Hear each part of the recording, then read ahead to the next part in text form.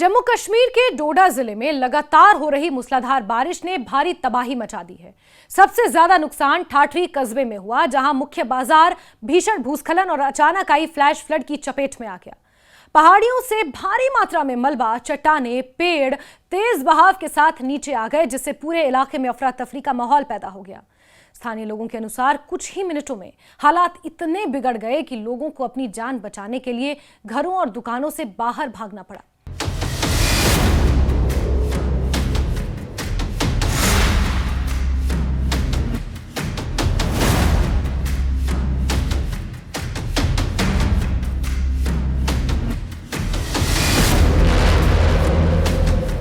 प्रशासन ने राहत और बचाव अभियान शुरू कर दिया है, जबकि लोगों से अनावश्यक यात्रा से बचने और सुरक्षित स्थानों पर रहने की अपील लगातार की गई है।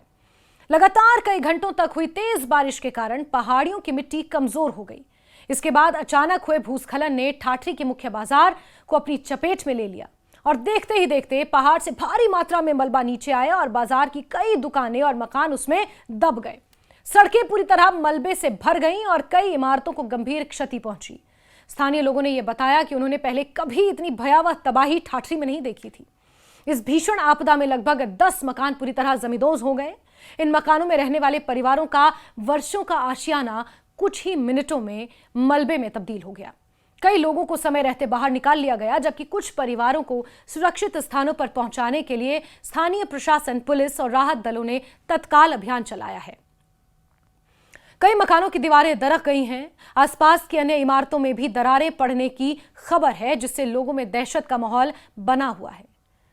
ठाठरी का मुख्य बाजार, जो इलाके का सबसे बड़ा व्यापारिक केंद्र माना जाता है, पूरी तरह तहस नहस हो चुका है। दर्जनों दुकानों में मलबा भर गया है। कई दुकानें पूरी तरह ध्वस्त हो गई हैं। व्यापारियों का लाखों रुपए का सामान मलबे में दब चुका है। किराना, कपड़ा, दवा, इलेक्ट्रॉनिक्स और अन्य व्यवसायों से जुड़े दुकानदारों को भारी आर्थिक नुकसान उठाना पड़ा है। कई दुकानों के शटर टूट गए, जबकि अंदर रखा सामान पानी और मलबे में बर्बाद हो गया। व्यापारियों का कहना है कि वर्षों की मेहनत कुछ ही मिनटों में खत्म हो गई। भूस्खलन के साथ आई फ्लैश फ्लड ने भारी तबाही मचाई है। तेज बहाव में कई वाहन बह गए, जबकि कई कारें, टैक्सियां, मोटरसाइकिलें, अन्य वाहन मलबे के नीचे दब गए। तस्वीरों में साफ नजर आ रहा है। कुछ वाहन पास की नदी में बह गए, जिनका अब तक कोई पता नहीं चल पाया है।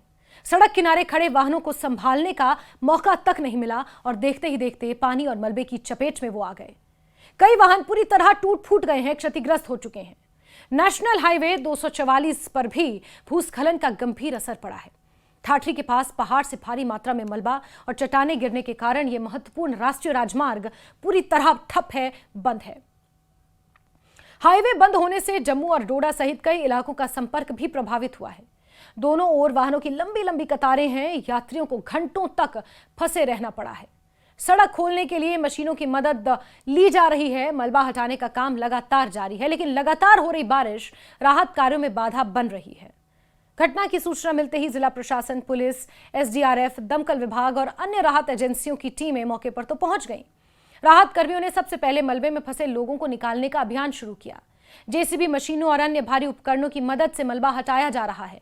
जिन परिवारों के घर पूरी तरह नष्ट हो गए हैं, उन्हें सुरक्षित स्थानों पर पहुंचाया जा रहा है।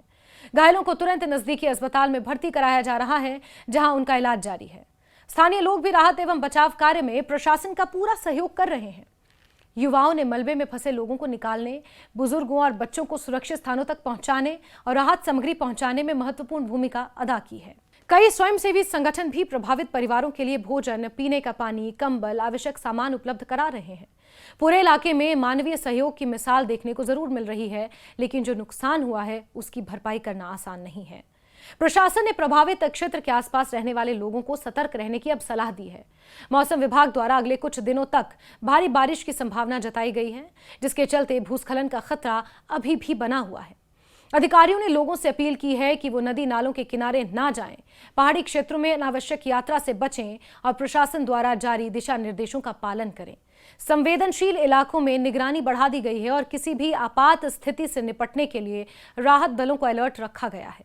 प्रभावित परिवारों का कहना है कि उन्होंने अपनी आंखों के सामने अपना सब कुछ उजड़ते देखा।